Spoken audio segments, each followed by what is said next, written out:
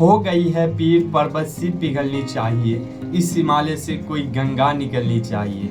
हर गली में हर सड़क पे हाथ लहराते हुए हर लाश चलनी चाहिए। सिर्फ हंगामा खड़ा करना मेरा मकसद नहीं है, मेरी पूरी कोशिश है कि ये सूरत बदलनी चाहिए। फिर आखिरी के दो लाइन है कि मेरे सीने में न सही आपके सीने में ही सही, हो कहीं भी आग लेकिन आग जलनी चाहिए। तो जय हिंद, आप सभी को नमस्कार, welcome to the another video. तो चलिए मैं आज जो बात करूंगा इस वीडियो में वो मैं करूंगा स्टैंडर्ड बुक लिस्ट से रिलेटेड। यूपीएससी का जो ऑल बुक होता है स्टैंडर्ड बुक से, एनसीईआरटी से लेके स्टैंडर्ड बुक तक यूपीएससी में कौन कौन सी बुक पढ़ना है, या एनसीईआरटी का हम पढ़ते हैं, प्रिपरेशन हम एनसीईआरटी से स्टार्ट करते हैं, तो एनसीईआरटी के कौन से बुक पढ़ने हैं, स्टैंडर्ड बुक कैसे पढ़ने हैं, किस लेवल की बुकें पढ़नी है, और एनसीईआरटी में भी न्यू बुक कैसे पढ़ना है, न्यू बुक में कौन कौन से बुक पढ़ना है, ओल्ड बुक में कौन कौन से बुक पढ़ना है। तो ये सभी क्वेश्चंस, ये सभी चीज़ मैं इस वीडियो में डिस्कशन करने वाला हूँ। यूपीएससी आईएएस एग्जाम में जितने भी बुक लिस्ट होते हैं वो सब मैं बुक लिस्ट इस वीडियो में बात करूँगा, बुक लिस्ट से रिलेटेड कि कौन कौन से बुक्स पढ़ने हैं। तो चलिए वीडियो को स्टार्ट करता हूँ। So let start the video. तो पहला जो आता है वो आता है कला एवं संस्कृति। मेरे पास पूरा लिस्ट है और लिस्ट लेके आज आया हूँ आप लोगों को सिर्फ गाइड कर दे, अवेयर करने। तो आप लोग शुरू से लेके लास्ट तक बात कीजिएगा और ये बहुत ही इम्पोर्टेंट है, क्योंकि सेल्फ स्टडी जो है very very most important of the self study. Self study से ही आपका सिलेक्शन होगा। आप कितनों भी कोचिंग कीजिएगा वहाँ से आपको गाइडेंस मिलेगा, मार्गदर्शन मिलेगा, लेकिन 99% जो योगदान होगा वो आपका खुद का होगा। 1% ही कोचिंग इंस्टीट्यूट का योगदान होता है। आपको आंसर राइटिंग लिखना है, आपको प्रैक्टिस करना है, आपको रिवीजन करना है, आपको बुक रीड करना है और आपको शॉर्ट नोट्स क्रिएट करना है। आपको जो वहाँ पे जो है अपने आप को संरचनात्मक क्रिएटिविटी दिखाना है उस आंसर में कुछ ऐसा करना है कि एग्जामिनर जब वो कॉपी चेक करे तो उस कॉपी के प्रति आकर्षित हो जाए, अट्रैक्ट हो जाए। तो आपको कहीं ना कहीं उसमें प्रेजेंटेशन बैठाना होगा, दिमाग लगाना होगा, दिमागी पेंच लगाना होगा। तो चलिए वीडियो को स्टार्ट करता हूँ कि कौन कौन से बुक पढ़ना है। एनसीईआरटी से लेके स्टैंडर्ड बुक तक मैं डिस्कशन करूँगा, तो शुरू से लेके लास्ट तक देखिएगा। तो पहला जो पार्ट आता है वो आता है आपका इंग्लिश और हिंदी में दोनों में बताऊंगा बाइलिंगुअल। वो है art and culture and architecture के लिए कौन कौन से बुक पढ़नी चाहिए। तो कला एवं संस्कृति, हिंदी में कला एवं संस्कृति, इंग्लिश में आर्ट एंड कल्चर। तो उसके लिए जो आपको पढ़ना होगा वो भारतीय कला का परिचय, भारतीय कला का परिचय, इंट्रोडक्शन ऑफ द आर्ट। उसके लिए आपको जो पढ़नी होगी वो एनसीईआरटी का क्लास 11th का बुक पढ़ना होगा। एनसीईआरटी में एक फाइंड द आर्ट करके बुक आता है, कला का परिचय जो आता है वो क्लास 11th का बहुत ही खूबसूरत बुक है, बहुत ही अच्छा, बहुत ही सुंदर बुक है। आप उसको पढ़िएगा तो जितने भी जो आर्ट एंड कल्चर का आपका डाउट रहेगा, जितने भी क्वेश्चंस रहेंगे पीवाईक्यू देखिएगा वो वहाँ से कवर हो जाते हैं। तो पहला जो आपको पढ़ना है एनसीईआरटी क्लास 11th का फाइंड द आर्ट, भारतीय कला का परिचय, जो एनसीईआरटी का बुक है क्लास 11th का। दूसरा जो है आप स्टैंडर्ड बुक जो पढ़ सकते हैं वो है नितिन सिंघानिया जी का बुक। वो भी बहुत बढ़िया माने जाते हैं, आर्ट एंड कल्चर के लिए बहुत ही बेस्ट होते हैं नितिन सिंघानिया का। और कला का परिचय भी उसमें डीपली बताया गया है, क्योंकि एनसीईआरटी एक बेसिक नॉलेज है, एक जो है नींव है, आपके बेसिक अंडरस्टैंडिंग लेवल को डेवलप करता है। लेकिन उससे काम नहीं बनेगी तो आप जो एडवांस बुक पर जा सकते हैं। नितिन सिंघानिया जी का बुक आता है आर्ट एंड कल्चर। उसके बाद एनसीईआरटी उपरोक्त स्रोतों के लिए पुस्तक सामग्री का भी आप उपयोग कर सकते हैं, जैसे यूट्यूब से आप क्लास किए, फिर आप जो है और भी कोई प्लेटफॉर्म से क्लास किए, ऑनलाइन से जहाँ से आप क्लास करते हैं, तो शॉर्ट नोट्स जो उस क्लास में बनाए होंगे तो उससे भी आप जो है कवर कर सकते हैं अपने सिलेबस को। फिर आते हैं सेकेंड पर प्राचीन इतिहास और मध्यकालीन इतिहास, ancient history and medieval history के लिए कौन कौन से बुक पढ़नी होगी। तो पुरानी एनसीईआरटी, ओल्ड एनसीईआरटी का बुक आता है रामशरण शर्मा जी का, आर.एस. शर्मा, जिनको हम शॉर्ट में बोलते हैं। आर.एस. शर्मा जी का बहुत ही खूबसूरत बुक है। एंशिएंट के लिए वन स्टॉप सोल्यूशन है आर.एस. शर्मा, और आप जो क्लास किए होंगे उसका क्लास नोट्स। उसके बाद पुरानी ओल्ड एनसीईआरटी मध्यकालीन भारत के लिए, मेडिवल इंडिया के लिए Satish Chandra more than sufficient है। उसके बाद नई एनसीईआरटी हमारे अतीत 1, पूरा एनसीईआरटी बता रहा हूँ, नई एनसीईआरटी फिर हमारे अतीत 2, ये सब एनसीईआरटी का है। उसके बाद जो है नई एनसीईआरटी भारतीय इतिहास के कुछ विषय। उसके बाद नई एनसीईआरटी भारतीय इतिहास के कुछ विषय 2, उसमें भी क्लास 11th में 1 और 2 दोनों आता है, वो पढ़िए। और आपका शौक हो तो आप तमिलनाडु में एक टेक्स्ट बुक करके आता है वो भी पढ़ सकते हैं, लेकिन इतना ज़रूरत नहीं है। अगर आप पुरानी RS शर्मा पढ़ते हैं और NCERTs पढ़ते हैं तो सफिशिएंट है, मोर देन इनफ है आपके सिलेबस को कवर करने के लिए। उसके बाद आते हैं आधुनिक भारत का इतिहास। Very most important of the book. आधुनिक भारत इतिहास बहुत ही इंपॉर्टेंट होता है, यहाँ से प्रीलिम्स और मेंस दोनों में क्वेश्चन पूछे जाते हैं।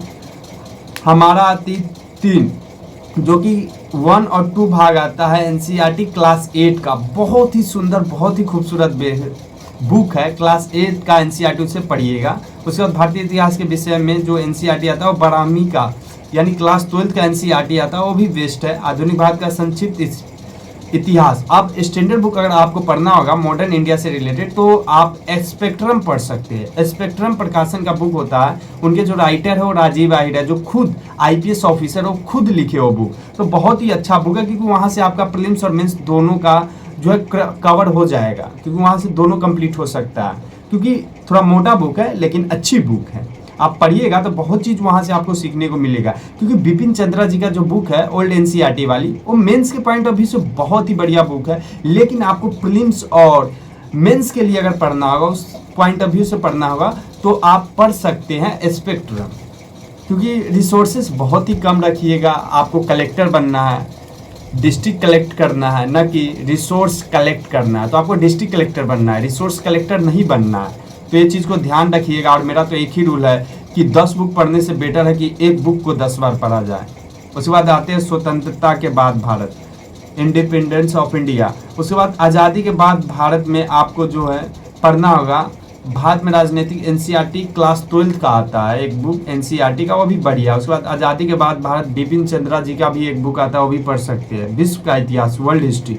विश्व इतिहास में देखिए, विश्व इतिहास में मेंस में सिलेबस, प्रीलिम्स में कोई क्वेश्चन नहीं पूछता है, इनका जो सिलेबस है वो मेंस में है। तो मेंस में कभी बाय द वे 1-2 क्वेश्चन आता है, तो इस पर ज़्यादा दिमागी पेच नहीं लगाना है। NCERT कुछ बुक है वो पढ़ लेना है। जैसे क्लास 9 का एक बुक आता है वो अच्छे है, अगर आप उसे अच्छे से पढ़ते तो मेंस में 1 से 2 क्वेश्चन आता है। अभी 4-5 साल में एक भी क्वेश्चन नहीं आया, तो इस पर ज़्यादा दिमाग नहीं लगाना, ज़्यादा नहीं सोचना। हाँ, NCERT पढ़ के आप वहाँ से कवर कर सकते हैं। क्लास वगैरह आप यूट्यूब पर 1-2 क्लास देख लीजिएगा, किसी वर्ल्ड हिस्ट्री का, किसी भी टीचर का, अगर वहाँ पे क्लास अवेलेबल होगा तो वहाँ पे देख लीजिएगा। बट यहाँ से क्वेश्चन उतना नहीं आता जितना एंशिएंट, मिडाइवल एंड आपका मॉडर्न इंडिया से आता है। उसके बाद आते हैं भारतीय समाज, इंडियन सोसाइटी। उसके लिए NCERT का 11वीं कक्षा का जो है समाज शास्त्र, समाज का बोध, जो इंडियन सोसाइटी का NCERT का क्लास 11th का बुक है ना, वो भी काफ़ी खूबसूरत है, उसे पढ़िएगा। उसके बाद फिर NCERT क्लास 12वीं कक्षा 12वीं का जो है क्लास 12th का भारतीय समाज, इंडियन सोसाइटी का जो है वो भी बुक आप पढ़ सकते हो। उसके बाद NCERT क्लास 12th का भारत में सामाजिक परिवर्तन और विकास, वो भी बुक आप पढ़ सकते हैं। Indian social change and development, जो क्लास 11th का इंडियन सोसाइटी का बुक है वो भी काफ़ी अच्छा है। उसके बाद भौतिक भूगोल। अब आते हैं जियोग्राफी पे। हमारा पर्यावरण 10वीं कक्षा का क्लास 10th का NCERT। देखिए, जियोग्राफी के लिए 6 to 12 वन स्टॉप सोल्यूशन है। सिर्फ अगर आप GS, ऑप्शनल की बात मैं नहीं कर रहा हूँ, यहाँ सिर्फ GS की बात मैं आपको बता रहा हूँ।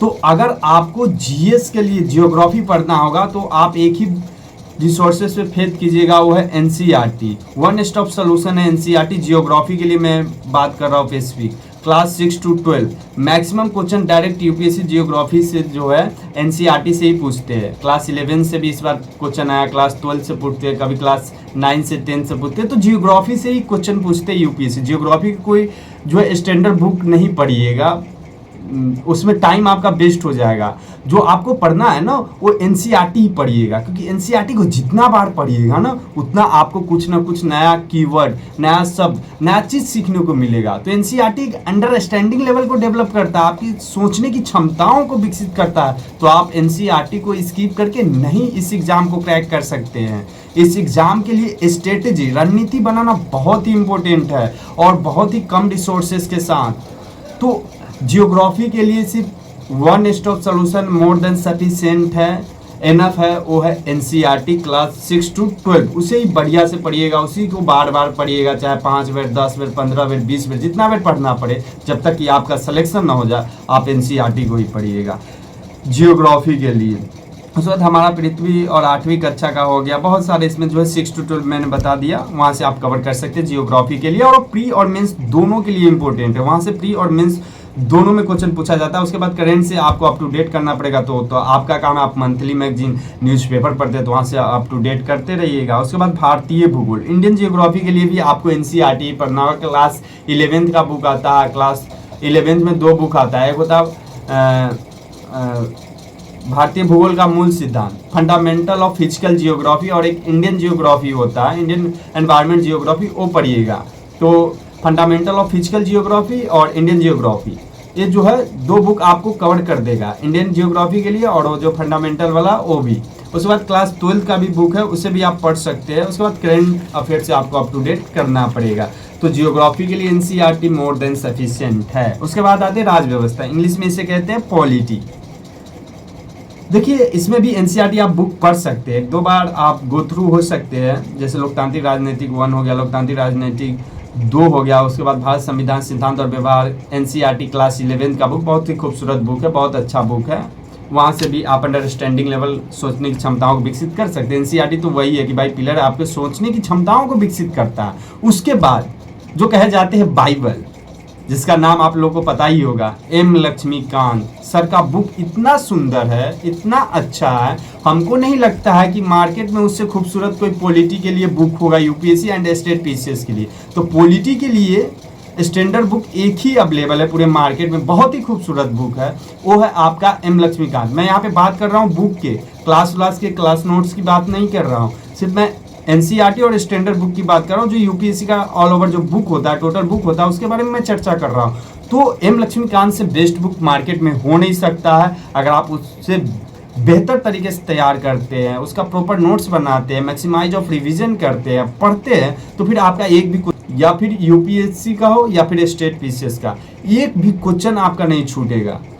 तो आप जो है एम लक्ष्मीकांत को पढ़ सकते हैं, बहुत ही खूबसूरत बुक है, बहुत ही बेस्ट बुक है। और यूपीएससी के जितने भी टॉपर्स बनते हो ये बुक को रिकमेंड करते ही हैं। स्पेक्ट्रम हो गया, एम लक्ष्मीकांत हो गया, फिर जो है आपका इकोनॉमी के लिए रमेश सिंह जी का बुक हो गया, आर्ट एंड कल्चर के लिए नितिन सिंघानिया, ये सब बुक जो है टॉप लेवल का बुक है। तो जितने भी टॉपर्स होते हैं सब फॉलो करते हैं इस बुक को, तो आप भी कीजिएगा, एम लक्ष्मीकांत को जरूर पढ़िएगा। रिक्वेस्ट मैं कर रहा हूँ, जरूर इस बुक को पढ़िएगा, क्योंकि यहाँ से प्री और मेंस दोनों कवर होते हैं, आप पढ़ सकते हैं यहाँ से। एनसीईआरटी पढ़िए, या बहुत सारे एस्पिरेंट होते नहीं पढ़ते, अपना क्लास नोट्स ही पढ़ते, कोई कोचिंग इंस्टीट्यूट ज्वाइन करते, जैसे एक साफी नसन सर थे, 1-2 एक्सेप्शन में हो सकते हैं, सभी नहीं हो सकते हैं।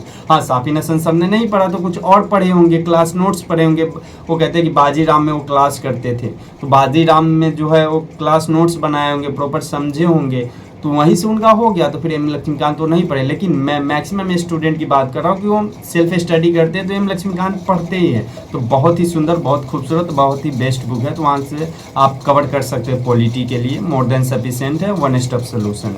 उसके बाद शासन के लिए आपको गवर्नेंस के लिए यूट्यूब पर जो है बहुत क्लास अवेलेबल है, वहाँ से आप एक बार जो क्लास कर लीजिएगा, प्रॉपर नोट्स बना लीजिएगा। और गवर्नेंस के लिए जो है करेंट अफेयर्स न्यूज़पेपर बहुत ही इम्पोर्टेंट है, बहुत ही इम्पोर्टेंट है। आप न्यूज़पेपर पढ़ के भी जो है गवर्नेंस को तैयार कर सकते हैं।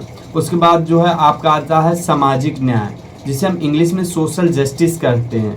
तो सोशल जस्टिस के लिए भी आपको करंट अफेयर, जितने भी चीज़, ये सब मेंस का पॉसिटिव बताया, तो मेंस में जितने भी पेपर होते हैं वो लगभग 70 to 80% जो पेपर होते हैं वो करंट से रिफ्लेक्ट करते हैं, करंट बेसिस पे ही वहाँ पे क्वेश्चन आता है। तो सामाजिक न्याय के लिए, सोशल जस्टिस के लिए आपको करंट अफेयर के लिए पढ़ना ही पड़ेगा। मैगजीन वगैरह पढ़ सकते हैं, जैसे योजना हो गया, कुरुक्षेत्र हो गया, ये सब चीज़ मैगजीन पढ़ सकते हैं। लेकिन अगर आप विजन आईएएस के मैगजीन पढ़ते हैं तो मोर देन सफिशिएंट है करंट अफेयर के लिए।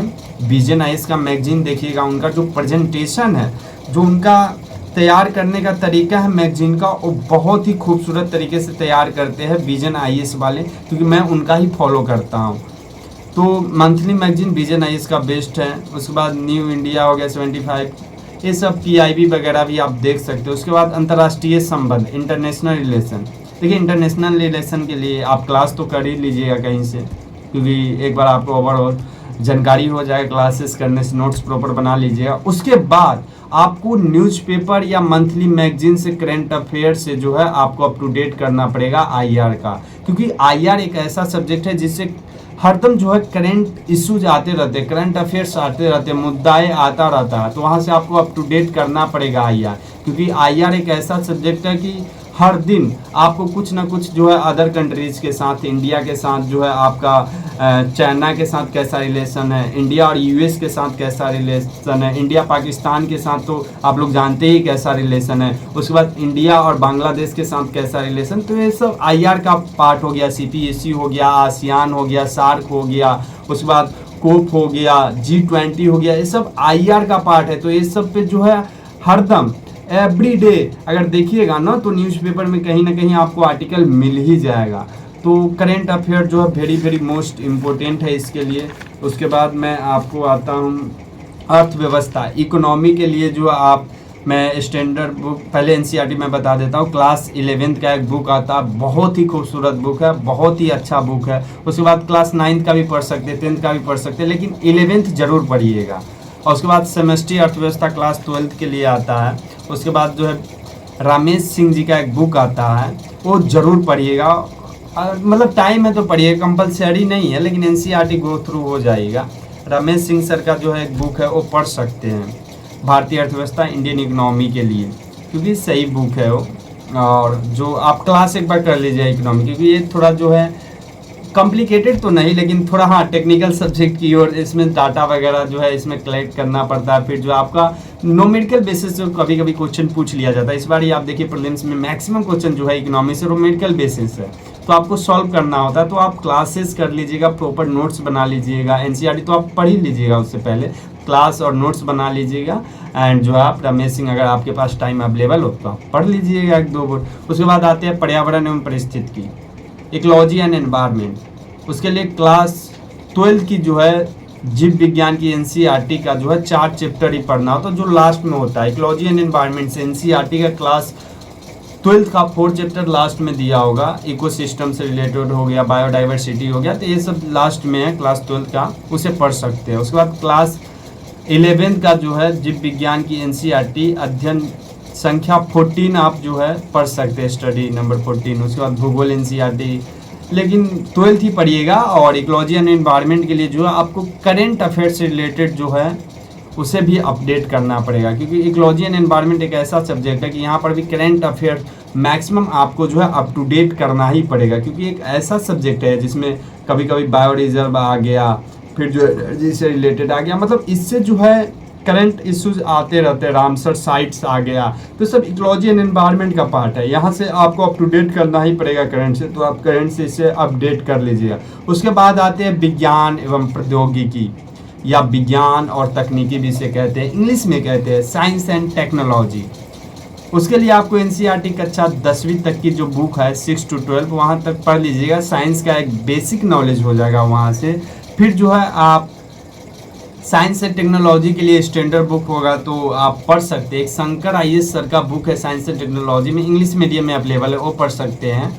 और इकोलॉजी एंड एनवायरनमेंट में भी शायद उनका आता है शंकर आईएएस सर का, तो वहाँ से आप पढ़ सकते हैं। नहीं तो विजन आईएएस के मंथली मैगजीन पढ़िएगा ना, तो साइंस एंड टेक्नोलॉजी का इतना अच्छा उसमें दिया रहता है, टॉपिक वाइज दिया रहता है। जैसे फॉर एन एग्जांपल लाइक आपका स्पेस टेक्नोलॉजी हो गया, बायोटेक्नोलॉजी हो गया, रोबोट्स टेक्नोलॉजी हो गया, communication information and communication technology हो गया, वहाँ से दिया रहता है।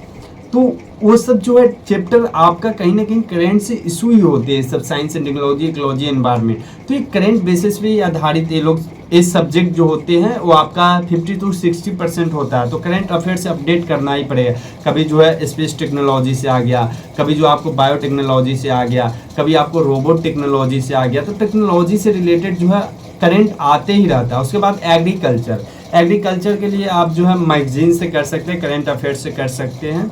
उसके लिए आपदा प्रबंधन, डिजास्टर मैनेजमेंट के लिए भी आपको करंट अफेयर्स देखना हो, क्योंकि करंट अफेयर्स आप जो पढ़ते हैं ना, आप न्यूज़पेपर पढ़ते हैं तो वहाँ पे एक पेज करके आता होगा एडिटोरियल जब पढ़िएगा ना, तो वहाँ पे जो भी इंसिडेंट वगैरह होता है आपदा से रिलेटेड हो गया, कोई भी इंसिडेंट, लैंडस्लाइड आ गया, कहीं पे अर्थक्वेक आ गया, तो उसको आप कैसे बचेंगे, आप अपना ओपिनियन दीजिए। दैट इज आपको वहाँ पे सोचना पड़ेगा। इन फ्यूचर आप डिस्ट्रिक्ट मजिस्ट्रेट बनिएगा तो आपके ज़िले में कुछ ऐसे इंसिडेंट होगा तो उस घटना स्थल पर जाना होगा, आपका अकाउंटेबिलिटी बनेगा, जवाबदेहिता बनेगा, तो आप उसको कैसे अच्छे से हैंडल करिएगा, इसलिए इस सब्जेक्ट को ऐड किया गया है आपदा प्रबंधन, जिसे इंग्लिश में डिजास्टर मैनेजमेंट करता है। डिजास्टर को आप कैसे मैनेज करते हैं, आपका डिसीजन मेकिंग क्या है। अभी हाल ही फिलहाल में जो उत्तराखंड में एक लैंडस्लाइड बादल फटा है, बादल इंडिया में हुआ था कुछ दिन पहले, जो है कर्नाटक के आसपास हुआ था, लैंडस्लाइड बहुत भयानक हुआ था। और अभी जो है आपका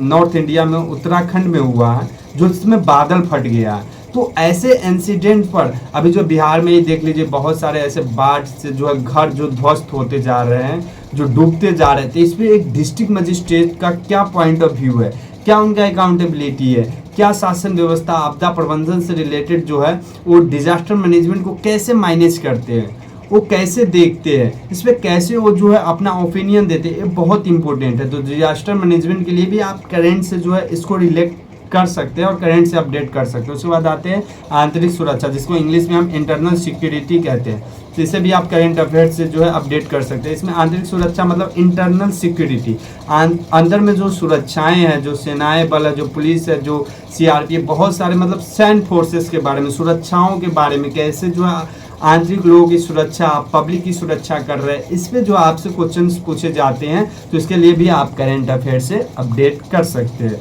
उसके बाद आता है लास्ट में जीएस पेपर 4, नैतिक अखंडता और कौशल, जिसे हम कहते हैं नीतिशास्त्र, सत्यनिष्ठा और अभिरुचि, एथिक्स एंड इंटीग्रिटी।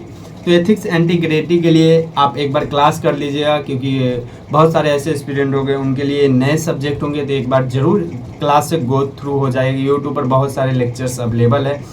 उसके बाद जो है इसके लिए इंग्लिश मीडियम में तो रिसोर्सेज है, हिंदी मीडियम में एक धर्मेंद्र झाकर सर का बुक आता है, बहुत ही खूबसूरत बुक है, बहुत ही सुंदर बुक है, क्योंकि वहाँ पे डायग्राम वगैरह दिया हुआ है, केस स्टडीज दिए हुए, आंसर जो फॉर्मेट में लिखे वो भी दिए हुए हैं। तो आपको जो है वहाँ पे कम टाइम मिलेगा, क्योंकि आपको जो है केस स्टडी भी वहाँ पे सॉल्व करना है, क्वेश्चंस भी सॉल्व करना है। तो आपको पैराग्राफ में क्वेश्चन नहीं लिखना है, आपको डायग्राम बनाना है, प्रेजेंटेशन वहाँ पे दर्शाना है। तो कैसे दर्शाइएगा, कम टाइम में आपको दर्शाना, लिमिटेड टाइम होता है कि हाँ आपको 7 मिनट में इतना वर्ड लिखना है, आपको 10 मिनट में 7 मिनट में 150 वर्ड लिखना है, 10 मिनट में 250 वर्ड लिखना है, 12 मिनट में इतना वर्ड लिखना है। तो उसके लिए एक टाइम मैनेजमेंट होता है, तो उसे देख लीजिए, बहुत अच्छा बुक है उनका, क्योंकि हम उनका बुक देखे हुए धर्मेंद्र झाकर सर का। और एथिक्स के लिए जो आप एक लेक्सिकॉन का भी शायद बुक आता है, बहुत ही इंग्लिश मीडियम के लिए शायद वो बुक इंग्लिश मीडियम में आता है लेक्सिकॉन का, तो वो भी आप पढ़ सकते हैं। तो मैं बता दिया कि क्लास जीएस पेपर 1 के लिए कौन कौन सी बुक पढ़ना है, उसके बाद जीएस पेपर 2 के लिए कौन कौन सी बुक पढ़ना है, जीएस पेपर 3 के लिए कौन सा, जो आपका इकोनॉमी हो गया, इकोलॉजी एंड एनवायरनमेंट, विज्ञान एवं प्रौद्योगिकी हो गया, साइंस, ये सब जीएस पेपर 3 का पार्ट है। और जो जीएस पेपर 1 का, क्योंकि मैं सिलेबस पहले ही वीडियो में डिस्कशन कर चुका हूं, तो उसे जाकर देख लीजिएगा सब्जेक्ट वाइज। उसके बाद यहाँ पे मैं बुक बताया कि जीएस पेपर 1 में आर्ट एंड कल्चर और मॉडर्न इंडिया हो गया, एंसेंट मेडाइवल, ये सब के बारे में मैं यहाँ पे बताया हूँ।